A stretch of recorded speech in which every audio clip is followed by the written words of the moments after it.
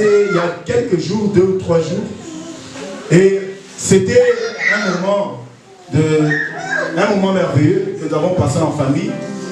C'était la Noël. Amen, non? Amen. Le jour de Noël, beaucoup se sont retrouvés pour adorer le Seigneur, pour se retrouver en famille, glorifier Dieu en famille, et c'est bien.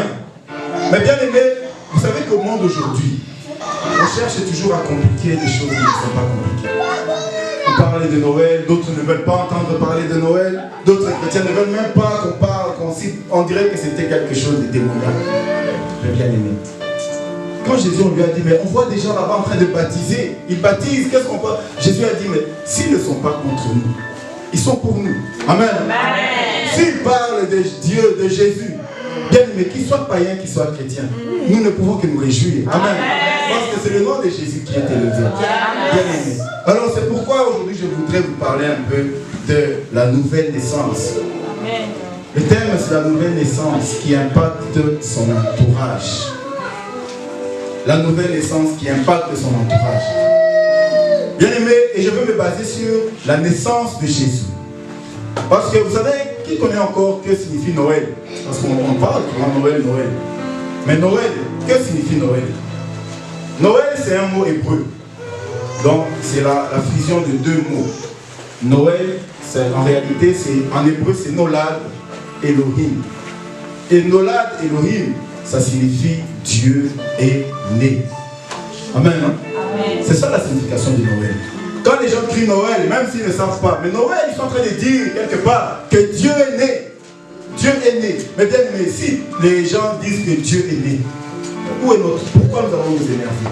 Ouais. Bien au contraire, nous devons glorifier le Seigneur. Amen. Parce que le monde entier sait qu'un jour, ce Dieu-là est venu sur la terre. Amen. Amen. Alors, Nolad Elohim, Dieu est né. Mais Dieu est né, bien aimé. Dieu ne naît pas en réalité. Nous avons beaucoup à rater parce qu'il est Dieu. Mais quand le Seigneur vient sur la terre, c'est exactement comme une renaissance, une nouvelle naissance. C'est Dieu qui vient avec le corps d'un homme, le corps humain. Il s'est investi de chair et il est venu sur la terre. Amen. Amen. C'est pourquoi, bien aimés, nous allons faire le lien de la naissance de Jésus avec la nouvelle naissance de nous, enfants de Dieu. Parce que le jour où nous avons accepté Jésus-Christ, nous sommes devenus aussi des Christ. Amen. Amen. C'est pourquoi on l'appelle chrétien. Chrétien, ça veut dire comme le Christ. Nous sommes comparables à Christ. Et si Jésus, le Seigneur, est venu sur la terre, nous aussi un jour, nous sommes nés de nouveau. Et c'est ce qu'on appelle la nouvelle naissance. Amen. Alors, bien aimés, nous allons lire pour ça prenons l'évangile de Luc, au chapitre 2, versets 1 à 20. On va lire ce qui nous intéresse, versets 1 à 20. Luc, chapitre 2. L'évangile de Luc.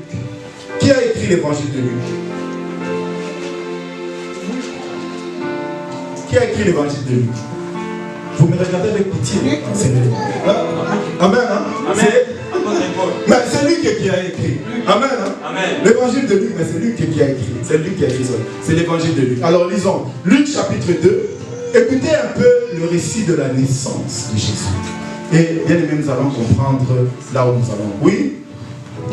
En ce temps-là, parut un édit de César Auguste, ordonnant un recensement de toute la terre.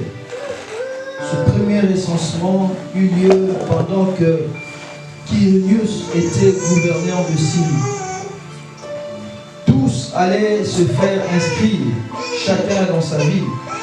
Joseph aussi monta de Galilée, de la ville de Nazareth, pour se rendre en Judée, dans la ville de David, appelée Bethléem, parce qu'il était de la maison et de la famille de David, afin de se faire inscrire avec Marie, sa fiancée, qui était enceinte. Pendant qu'ils étaient là, le temps où Marie devait accoucher arriva, et elle enfanta son fils premier-né.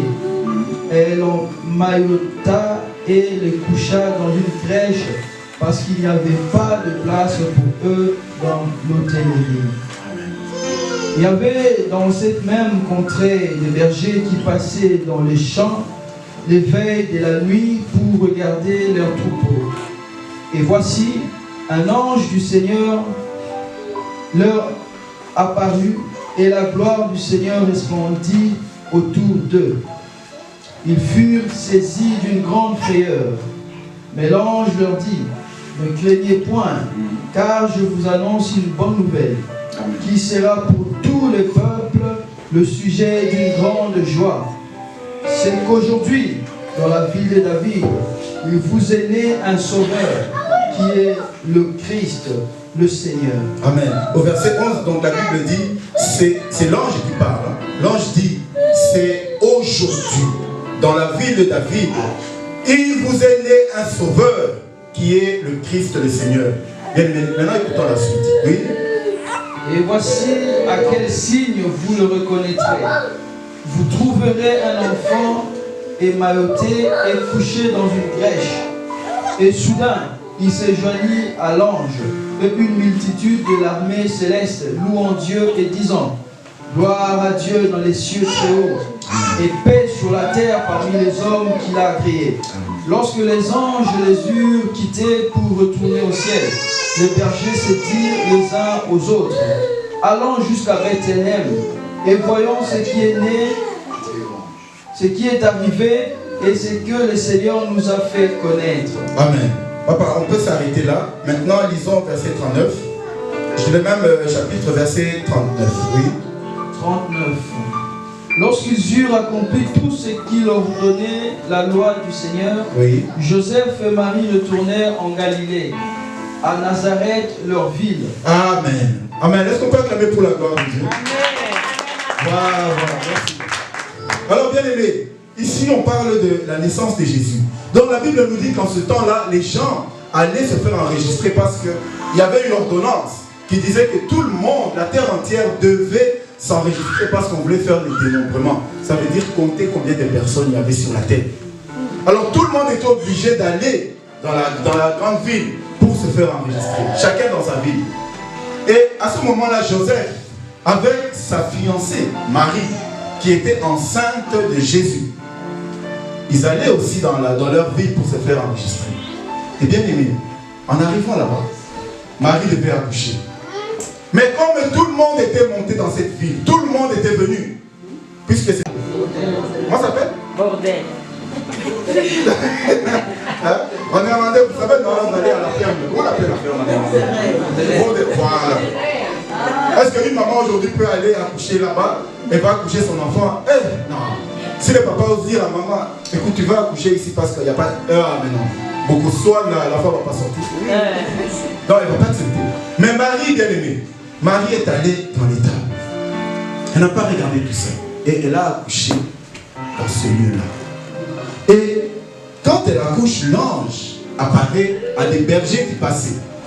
Et l'ange va dire, c'est au verset voilà, verset 10. Mais l'ange leur dit, ne craignez pas, car je vous annonce une bonne nouvelle, qui sera pour tout le peuple le sujet d'une grande joie. Amen. Amen. Et l'ange va dire, il dit, au verset 11, c'est qu'aujourd'hui, bien aimé, pas demain, aujourd'hui, l'ange annonce la bonne nouvelle dont Marie vient d'accoucher un bébé. Et la bonne nouvelle, aujourd'hui, il dit qu'aujourd'hui, dans la ville de David, il vous est né un sauveur qui est le Christ, le Seigneur. Amen. Amen. L'ange ne dit pas au berger qu'il vous est né un enfant qui sera votre sauveur. L'ange dit qu'il vous est né un sauveur. Donc le bébé là était déjà un sauveur. Mais bien aimé, un bébé va sauver qui? Bien aimé, quand on regarde l'histoire de Jésus, on va voir que Jésus sur la croix, lorsqu'on va le crucifier, c'est ce jour-là que Jésus va dire que tout est accompli. Amen. Amen. Donc Jésus va devenir sauveur sur la croix. 33 ans après. Mais l'ange, quand il voit les bergers, il ne dit pas au berger que cet enfant deviendra votre sauveur. Il dit que cet enfant-là est votre sauveur. Bien aimé, vous voyez un peu la naissance de Jésus. Cette naissance-là, bien que l'enfant venait de naître, l'ange n'a pas compté le temps. L'ange n'a pas compté la durée d'année. Il n'a pas dit que dans 33 ans vous serez sauvés. Il a dit qu'un enfant vous est né aujourd'hui. Amen. Hein? Amen. Aujourd'hui, un sauveur vous est né. Et la Bible nous dit que Marie, après avoir accouché, voilà, ils ont fait tout ce que la loi disait. Parce que dans la loi, lorsque tu es enfanté, il fallait faire 8 jours d'abord avant qu'on donne à l'enfant le nom. Il fallait passer dans le temple, toute une histoire. Ils ont fait tout ce que la loi disait. Et au verset 39, la Bible nous dit que Marie et Joseph, au verset 39, donc je lis, lorsqu'ils eurent accompli tout ce qu'ordonnait la loi de Moïse ou la loi du Seigneur, Joseph et Marie retournèrent en Galilée, à Nazareth, dans leur ville. Donc Joseph et Marie habitaient où? À Nazareth. Jésus est né à Bethléem, mais après la naissance, ils sont retournés dans leur ville qui s'appelle Nazareth. Alors, la signification du mot Nazareth, Nazareth en hébreu, ça signifie le germe. Vous savez le germe. Ceux qui ont par exemple, on vous donne des graines, non? Des petites graines pour planter. Mais lorsque tu regardes une graine, devant toi, ça n'a aucune valeur. D'ailleurs, tu ne sais pas savoir si ça c'est un arbre, tel arbre, tel arbre. Avec une graine, vous pouvez battre. Amen. Amen. Si on nous donne des graines ici, oh, il y a quoi? Dunda, il y a quoi encore? Tout ce que vous voulez comme légumes. Donc, matembe. Matembe, ça va battre.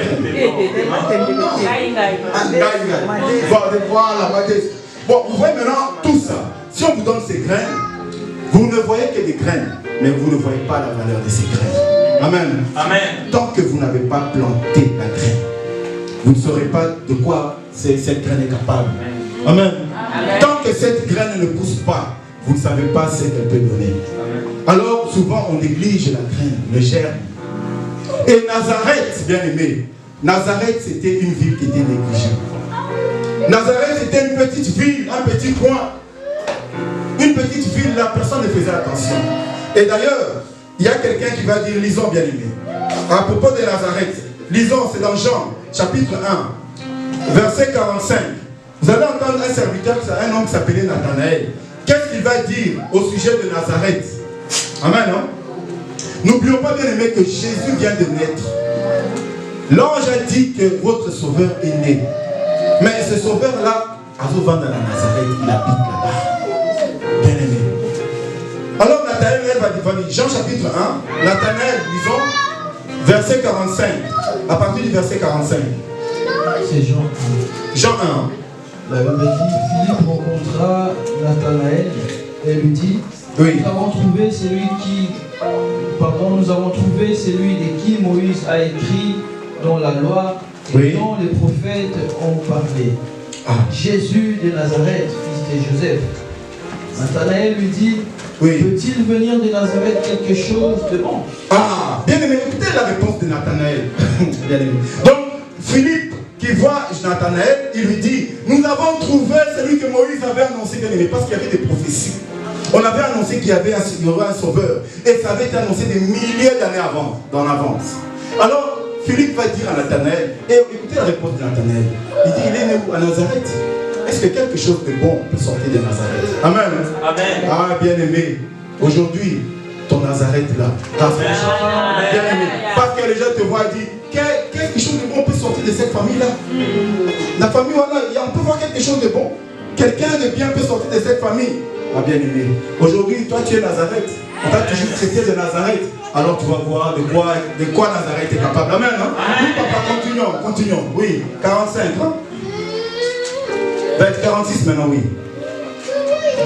Nathanaël lui dit, peut-il venir de Nazareth quelque chose de bon? Philippe lui répondit, viens et vois. Philippe lui répond quoi? Hein? Viens et quoi? Ah, bien aimé. Vous savez, des fois, lorsqu'on vous minimise, on vous méprise. On méprise ta famille. On méprise d'où tu viens, ta maison.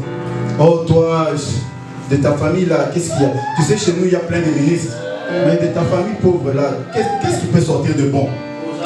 Ah là là, alors Philippe lui dit, toi, viens seulement et vois. Amen. Amen. Viens seulement et vois. Oui, continuons. 47. Oui. Jésus, voyant venir à lui Nathanaël, dit de lui, c'est Jésus qui parle, oui. Voici vraiment un Israélite dans lequel il n'y a point de fraude. D'où me connais-tu? Lui dit Nathanaël. Oui. Jésus lui répondit, avant que Philippe t'appelât, quand tu étais sous le figuier, je t'ai vu. Nathanaël répondit et lui dit, Rabbi, tu es le Fils de Dieu, tu es le roi d'Israël. Jésus lui répondit, parce que je t'ai dit que je t'ai vu sous le figuier, tu crois, tu verras de plus grandes choses que celles-ci. Amen. On peut s'arrêter là. Amen. Hein? Est-ce qu'on peut acclamer pour cette parole, bien aimé? Bien aimé, Nathanaël a douté. Nathanaël a dit, qu'est-ce qui peut sortir de bon de cette ville? Qu'est-ce qui peut sortir de bon de cette famille-là? Qu'est-ce qui peut sortir de bon de toi? Et à ton qu'est-ce que tu peux lui dire de bon? Qu'est-ce que tu essaies? C'est notre vie de tous les jours. Des fois, tu passes quelque part, les gens te regardent juste par l'apparence.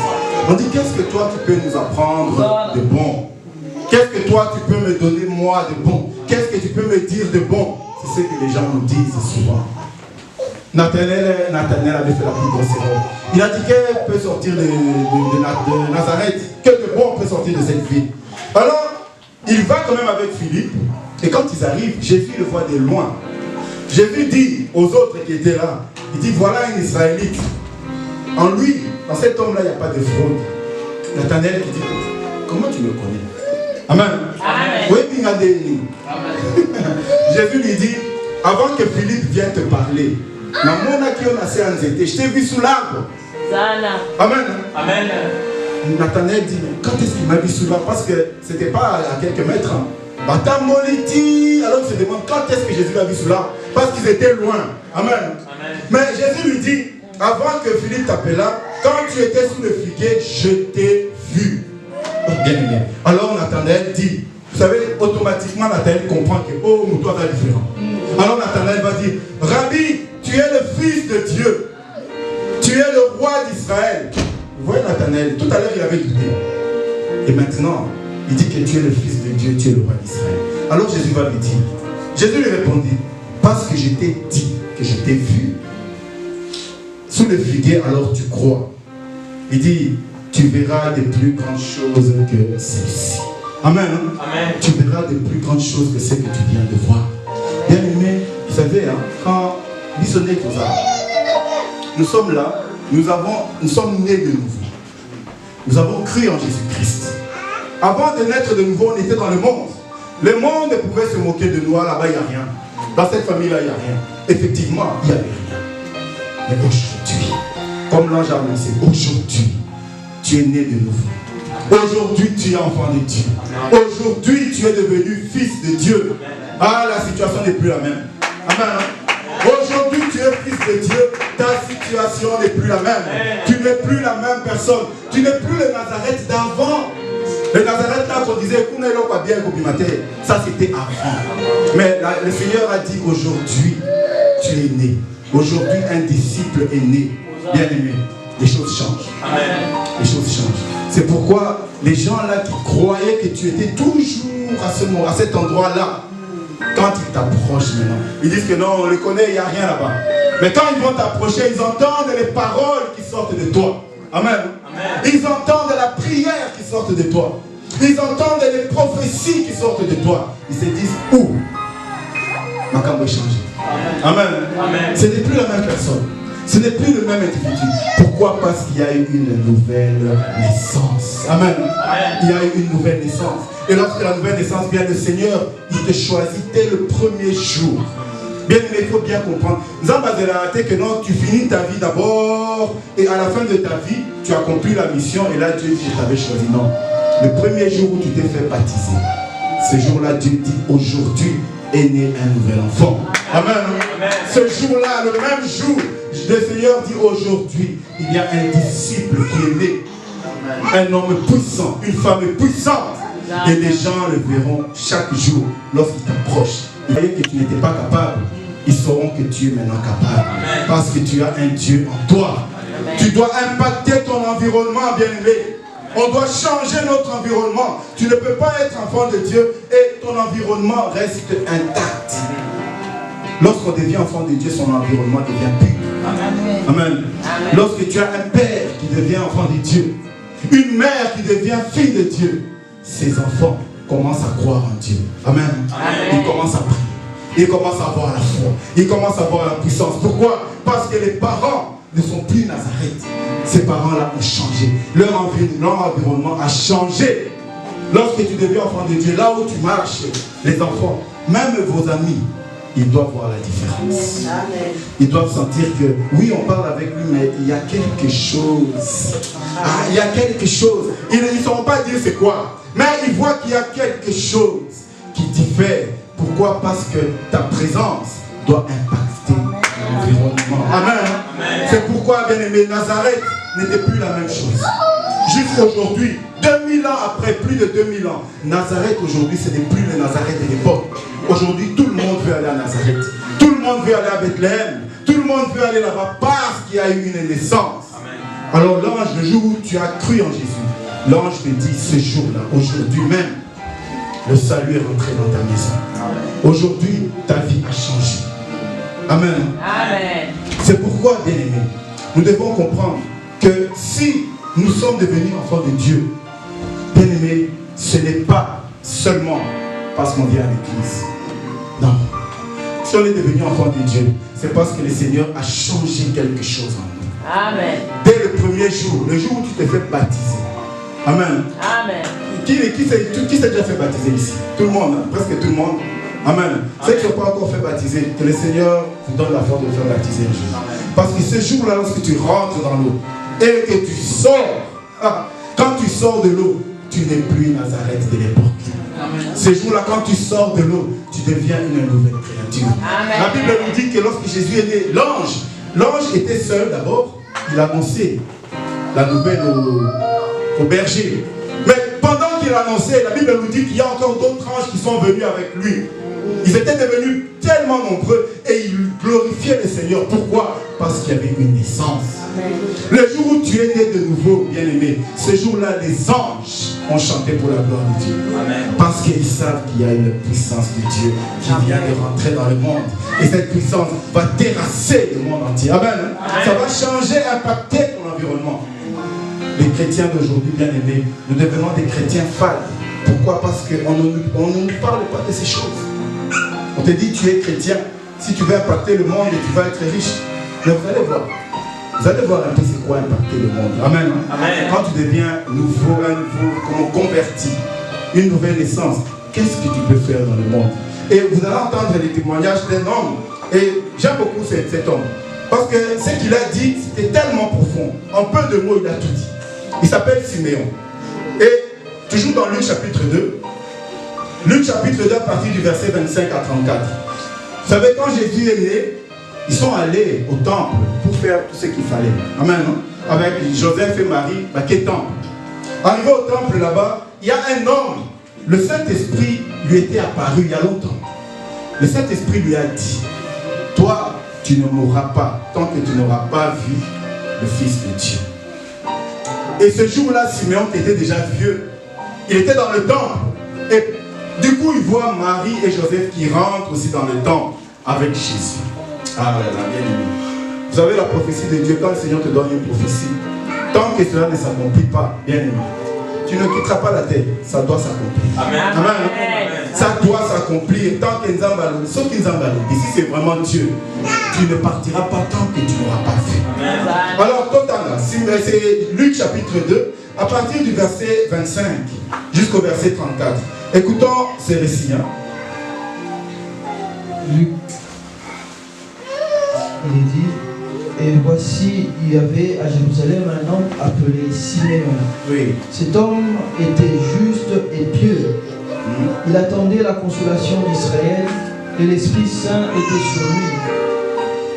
Il avait été divinement averti par le Saint-Esprit qu'il ne mourrait point avant d'avoir vu le Christ le Seigneur. Amen. Il vint au temple, poussé par le Saint-Esprit.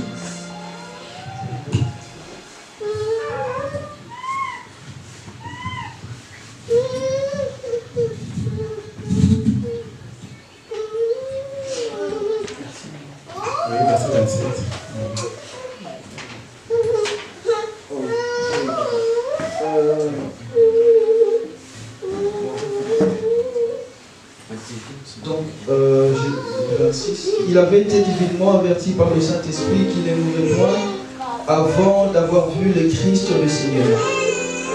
Il vint au temple, poussé par le Saint-Esprit, et comme les parents apportaient le petit enfant Jésus pour accomplir à son égard ce qu'ordonnait la loi, il le reçut dans ses bras, bénit Dieu et dit, « Maintenant, Seigneur, tu laisses ton serviteur s'en aller en paix, selon ta parole, car mes yeux ont vu ton salut, salut que tu as préparé devant tous les peuples, lumière pour éclairer les nations et gloire d'Israël, ton peuple. » Son père et sa mère étaient dans l'admiration des choses qu'on disait de lui. Amen. Simeon les bénit et dit à Marie, écoutez bien, sa mère, voici, cet enfant est destiné à amener la chute et le relèvement de plusieurs en Israël. Amen.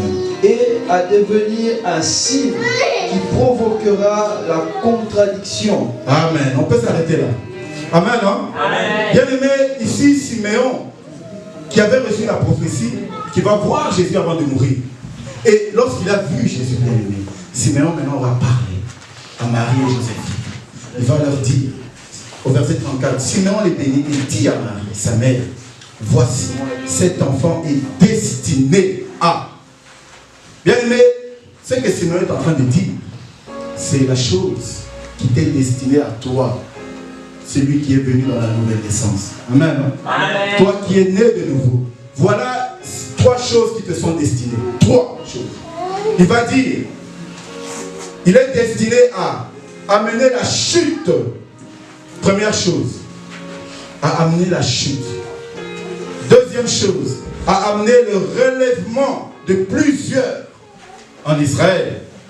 Et troisième chose, à devenir un signe qui provoque la contradiction.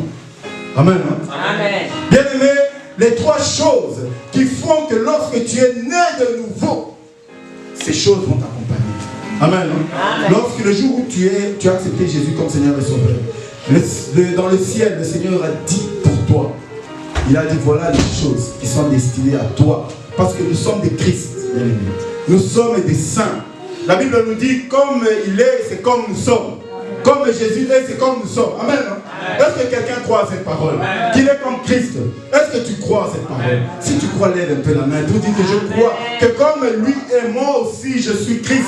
Amen. Bien aimé, parce que tu es appelé saint. Tu n'es pas appelé saint parce que tu marches dans la sainteté, tu marches dans la sainteté 24 sur 24. Tu es appelé saint parce que tu as cru en Jésus et Jésus te garde en lui. Amen. Hein? Alors tu es saint comme lui aussi est saint. Amen. Bien-aimé, alors toi qui as cru en Jésus-Christ, le Seigneur te dit, voilà 3 choses qui vont faire toi qui es né de nouveau. Il dit premièrement, ce verset 34, premièrement cet enfant est destiné à amener la chute. Ah, bien-aimé, on va se demander, mais comment, dans son commun tu dois amener la chute, bah, tu vas chuter à cause de toi. Amen. Amen. Bien-aimé, ce n'est pas de ça qu'il s'agit. Quand tu es enfant de Dieu, le Seigneur t'a investi d'une puissance qui neutralise toute puissance qui s'élève au-dessus de toi. Amen. Hein? Toute puissance, quelle que soit la puissance, quand tu es enfant de Dieu, tu as le pouvoir de neutraliser. Amen. Amen. Tu as le pouvoir de rabaisser. D'ailleurs, Jésus va dire aux disciples, lorsqu'il les a envoyés, ils étaient à 70. Il les a envoyés, allez, faites des miracles, chassez les démons. Lorsqu'ils sont revenus, ils ont dit à Jésus, mais on a vu les démons partir, on a vu des choses. Jésus a dit, je voyais Satan tomber comme une éclair. Amen. Hein? Amen. Bien-aimé, tu ne t'imagines pas, mais devant toi, Satan tombe comme une éclair. Amen. Devant toi, Satan tombe comme une éclair. Mais aujourd'hui, bien-aimé, on est dans la peur, on ne sait pas qui on est. Nous ne nous connaissons pas, bien-aimé. Les chrétiens aujourd'hui, nous croyons que nous sommes des personnes faibles. Bien-aimé, tu n'es pas faible. Tu es quelqu'un qui a la capacité de faire chuter Satan, l'ennemi. De là où il est, le faire tomber. Jésus dit, je voyais Satan tomber comme une éclair. Mais ceux qui l'avaient envoyé, c'était des hommes, des femmes, comme toi, comme moi. Ce n'étaient pas des anges, c'était des hommes. C'est pourquoi le Seigneur nous a appelés pour faire chuter. Lorsque tu deviens enfant de Dieu, toute puissance qui se tient devant toi, oh, n'aie pas peur. Ces doki-là, ils vont chuter. Amen.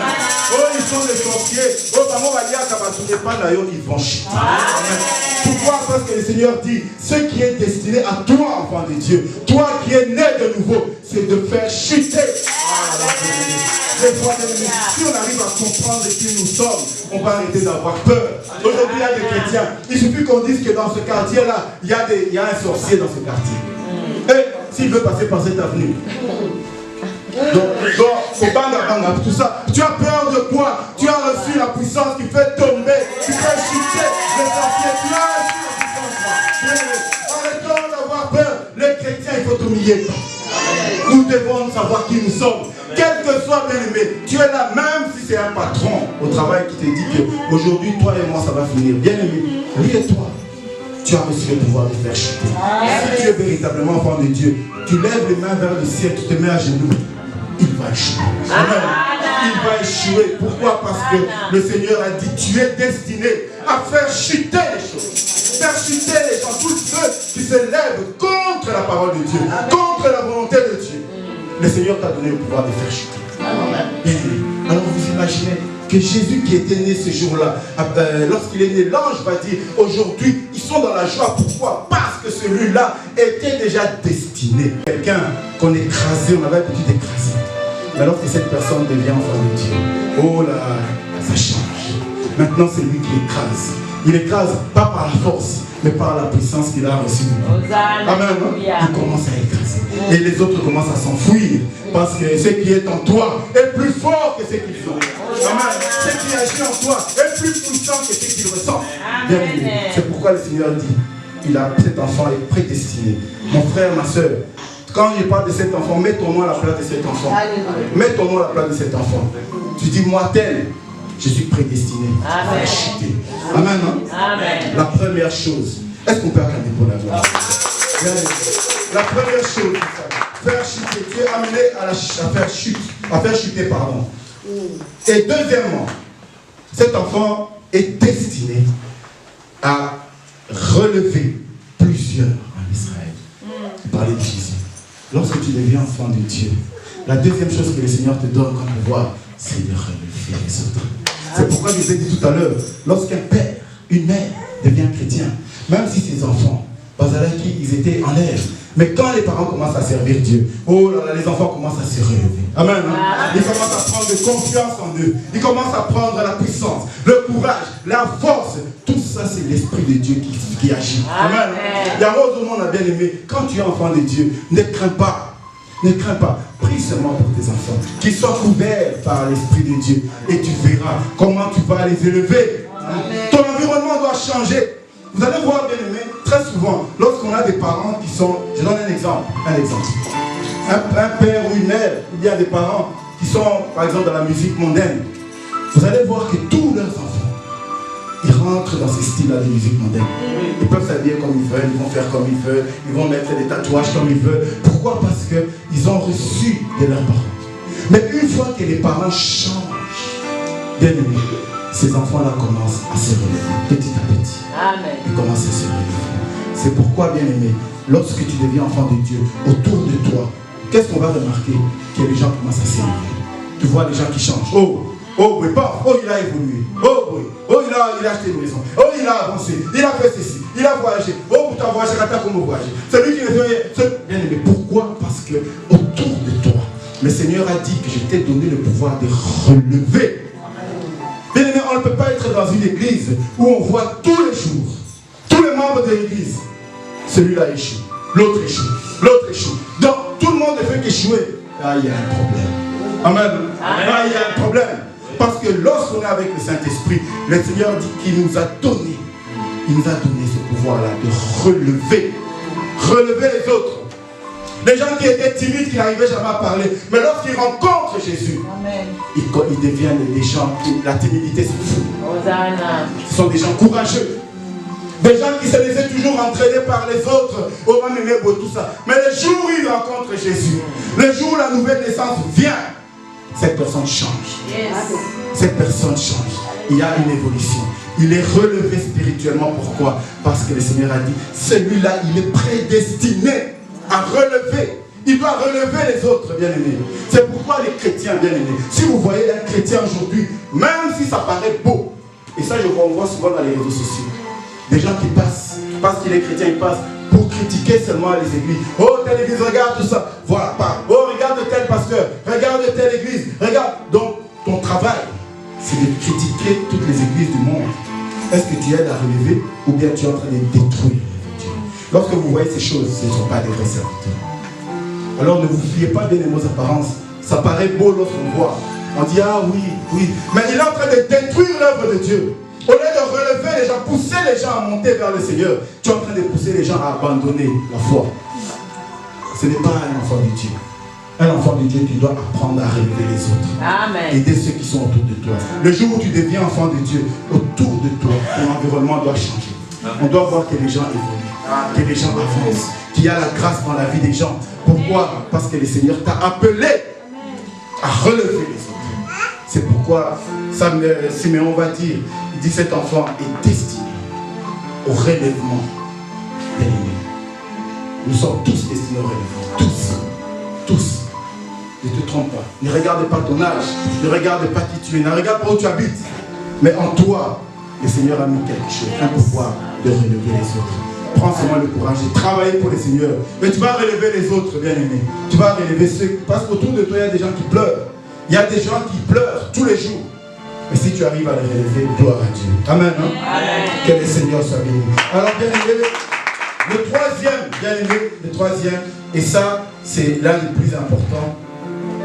Il dit, il leur a donné, c'est au verset, Siméon bénit les Marie et Joseph, et dit à Marie, voici cet enfant est destiné à amener la chute, on a dit, à amener le relèvement de plusieurs, on a dit, et maintenant, à devenir un signe qui provoque la contradiction. Amen. Amen. Tu es au fait, bien aimé, vous savez ce que ça veut dire? Ça veut dire que lorsque toi, on te voit, toi qui es né de nouveau, tu ne fais rien, tu ne dis rien, mais juste comme tu es, comment tu penses, comment tu pries, autour de toi, il y a la contradiction. Il y a les gens qui commencent à se dire, oh, mais il fait bien, oh non, il exagère, oh non, ça ne va pas, oh non, on va le suivre, on ne le suit pas. Tu crées la contradiction autour de toi. Pourquoi, bien aimé? Parce qu'il y a quelque chose en toi qui est différent de ton environnement. Amen. C'est pourquoi, bien aimé, vous allez voir, lorsque tu deviens enfant de Dieu, Jésus lui-même va dire cette parole, on peut la lire rapidement, on peut la lire. Jésus va dire cette parole, disons, Matthieu chapitre 10, verset 34. Jésus va dire quelque chose. Et vous allez voir que, verset 34, on peut lire jusqu'à 39 ans. Vous allez voir, maintenant quand tu deviens enfant de Dieu, en parlant de la contradiction que tu peux créer autour de toi, Jésus va dire ça. Oui, papa? Ne croyez pas que je sois venu apporter la paix sur la terre. Oh, bien aimé, écoutez bien. Nous qui disons toujours, oh non, quand tu as Jésus autour de toi, il doit avoir toujours la paix. Il doit avoir la paix autour de toi. Oui, c'est vrai. C'est vrai. C'est vrai, il doit avoir la paix autour de toi. Mais qu'est-ce que Jésus dit, papa? Est-ce qu'on peut relire là? Ne croyez pas que je sois venu apporter la paix sur la terre. Ah, bien aimé. Attendez, est-ce que c'est Jésus qui parle ou c'est quelqu'un d'autre? Bien aimé, dites-moi un peu dans votre Bible, est-ce que c'est Jésus qui parle? Peut-être que c'est quelqu'un d'autre, papa, peut-être la Bible a changé. Il dit, ne croyez pas que je sois venu apporter la paix sur la terre. Oh, mais nous on croit que quand tu deviens chrétien, il y aura toujours la paix autour de toi, il y aura toujours la paix. Oh non, non, non, non, non, non, non, non, non. Le Seigneur dit, ne croyez pas que je suis venu appeler la paix. Oh, la paix, il n'a pas dit la paix en toi. Parce que la paix en toi, tu auras la paix en toi. Amen. Hein? Amen. Mais sur la terre, ça c'est autre chose. Autour de toi, c'est autre chose. Amen. Toi, le Seigneur, quand il rentre dans ta vie, il t'amène la paix. Il t'amène la confiance. Mais autour de toi, est-ce qu'il y aura la paix? Oui, papa, continuons. Je ne suis pas venu apporter la paix, mais l'épée. Car je suis venu mettre la division entre l'homme et son père, entre la fille et sa mère, entre la belle-fille et sa belle-mère. Et l'homme aura pour ennemi les gens de sa propre maison. Celui qui aime son père ou sa mère plus que moi, je crois que je... Oui, on peut encore... Oui, on peut dire ça, verset 37. Celui qui aime son père ou sa mère plus que moi n'est pas digne de moi. Et celui qui aime son fils ou sa fille plus que moi n'est pas digne de moi. Verset 38. Celui qui ne prend pas sa croix et ne me suit pas n'est pas digne de moi. Amen, hein? Amen. Merci, papa. Bien-aimé, vous entendez, c'est Jésus qui parle, bien-aimé. C'est Jésus qui parle. Ce n'est pas un prophète. Ce n'est pas un pasteur. Parce que si c'est un prophète, bien-aimé, je suis sûr que si c'était Paul qui avait dit ça, on allait dire, moi, il m'a dit, Paul, des fois, il ne faut pas écouter. Parce que Paul, il raconte des fois des choses. Mais là, ce n'est pas Paul, c'est Jésus. Il dit, croyez-vous vraiment que je suis venu amener la paix sur la terre? Non. Je suis venu amener quoi? Qu'est-ce qu'il dit? L'épée. Dans l'épée. Nous savons tous que l'épée marque la parole. L'épée. Bien aimé, dans un endroit, lorsque tu vas quelque part et qu'on t'accueille avec l'épée, toi-même tu as peur. Parce que tu sais que cette épée-là peut servir à te trancher, de couper la gorge à qui tu es. Mais l'épée, quand l'épée vient, Jésus dit que je viens apporter l'épée. Ça veut dire quoi? La guerre entre le père et le fils, la mère et la fille. Il dit que vous serez dans vos dents, tu seras l'ennemi de toute ta maison. Amen. Amen. Tu deviens ennemi de toute ta maison. Mais justement pourquoi? Parce que tu es né de nouveau. Mais autour de toi, tu es en train de faire impacter tout le monde. Et tu es en train de créer la confusion. Parce que tu crois en Jésus. Oh non, il exagère. Non, c'est Jésus n'existe pas. Oh Makamoto, ce n'est pas vrai. Mais bien aimé, toi tu n'as rien dit, tu n'as rien fait. Juste ta présence. Amen. Ta présence change les personnes.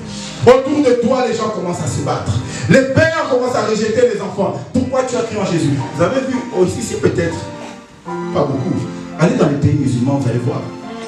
Tu crois en Jésus? Le père est capable de te sacrifier. La mère est capable de te sacrifier. Combien de gens ont quitté leur pays, ils ont fui juste parce qu'ils ont accepté Jésus-Christ. La guerre a commencé dans sa propre famille. Bien aimé, le Seigneur dit lorsque tu es nouveau-né, lorsque tu nais de nouveau, il dit ta présence à toi va impacter ton environnement. Ça veut dire autour de toi, il y aura la contradiction. Ça veut dire la confusion. Ne crois pas que tout le monde va t'accepter d'être Dieu. Amen. Amen. Si tu es chrétien et que tu cherches que tout le monde t'accepte, alors Jésus lui a dit, tout à l'heure, je sais que papa, le pasteur vient de lire, il a dit, celui qui aime son père ou sa mère plus que moi n'est pas digne de moi. Pourquoi Jésus dit ça? Parce que si ton père te dit, non, dans cette famille, il n'y a pas de chrétiens. Et toi, comme tu aimes beaucoup ton père, tu dis, papa, c'est vrai. Moi, je vais rester avec toi. Je n'accepte plus. Je renie Jésus. Jésus dit, tu n'es pas digne. Amen. Amen. Donc, vous voyez que lorsque la nouvelle naissance vient, devant toi, oui, c'est ton père, mais ce n'est plus ton père qui compte. Ce n'est plus ta mère qui compte. Ce n'est plus ton mari, ta femme. Aujourd'hui, les gens restent, ils peuvent, oh non, moi je ne veux plus suivre le Seigneur parce que ma femme me dit que non, ce sont des mauvaises choses. Oh, nouveau-né. Qui es-tu nouveau-né? Ton mari, ta femme est plus grand que Jésus. Ton père, ta mère sont plus grands que Jésus. Jésus dit que tu n'es pas digne de moi. Pourquoi? Parce que toi, c'est toi qui dois changer ton environnement. C'est toi qui dois créer la confusion dans ton environnement. Parce que tu as le nom de Jésus. Amen. C'est pourquoi, bien aimé, ne vous étonnez pas que lorsque vous devenez enfant de Dieu, que vous soyez rejeté même par vos proches. On ne veut plus de toi, tu acceptes pour le nom de Jésus. Ça, c'est ce qu'on appelle porter sa croix. Porter sa douleur. Aujourd'hui, on n'a plus envie de porter les croix. On ne veut plus porter la croix. Tu te dis, mais s'il me rejette, je vais rester avec qui? Mais tu vas rester avec qui? Et s'il meurt, tu vas rester avec qui? Amen. Amen. Oui, s'il te rejette, tu vas rester avec qui? Mais s'il meurt aussi, tu vas rester avec qui? Bien aimé, nous devons porter notre croix.